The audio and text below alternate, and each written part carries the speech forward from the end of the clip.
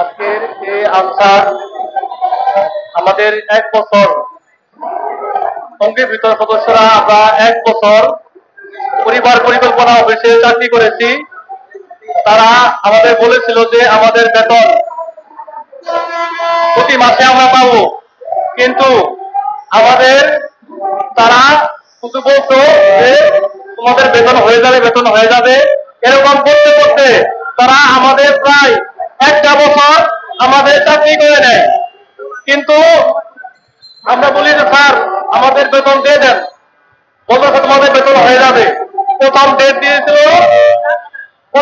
দিয়েছিল আগস্ট, আমাদের June closing হয়, আগস্টে আমাদের বলেছিল বেতন দিয়ে দিবে। এরপর আমরা আগস্ট মাসে যাই, তারা ফ্যামিলি প্ল্যানিং অফিসে তারা বলে যে আমাদের বেতন পরিশোধ করবে আমাদের আনসার দিদি স্যার, আমাদের আনসার সদর দপ্তর। আমরা আনসার সদর দপ্তরে যাই, তারা বলে যে তোমরা ফ্যামিলি প্ল্যানিং অফিসে যাও, তারা বেতন পরিশোধ করবে। তো আমরা এখন কই যাবো বলেন?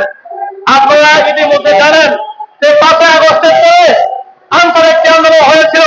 আমরা চাই না এই আনসার আন্দোলন আবার পুনরাবৃত্তি হোক।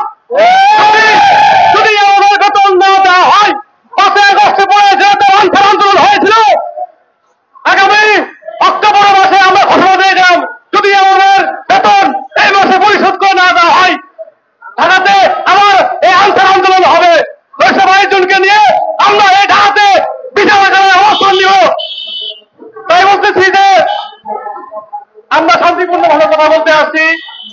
আমাদের ডিজি স্যারের কাছে আমাদের আকুল আবেদন, স্যার আমরা যেন শান্তিপূর্ণভাবে আমাদের ন্যায্য পাওনা পেতে পারি, আমরা যেন উশৃঙ্খল না হতে পারি, আবার যেন 5 আগস্টের পর আনসার আন্দোলন পুনরাবৃত্তি না, আমরা যেন 5 আগস্টে আবার পুনরাবৃত্তি না ঘটাতে পারি। এই জন্য আমরা আনসারদের পক্ষ থেকে আপনাদের প্রতি আমার আকুল আবেদন, আপনি আমাদের বেতনগুলো পরিশোধ করে দিবেন।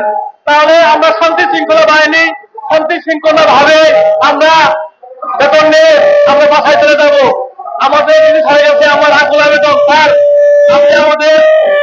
আপনি আমাদের পরিচালক, আমাদের অভিভাবক, আমাদের গার্ডিয়ান, আপনার কাছে আমাদের আকুল আবেদন, স্যার দয়া করে আমাদের বেতনগুলো পরিশোধ করে দেন স্যার।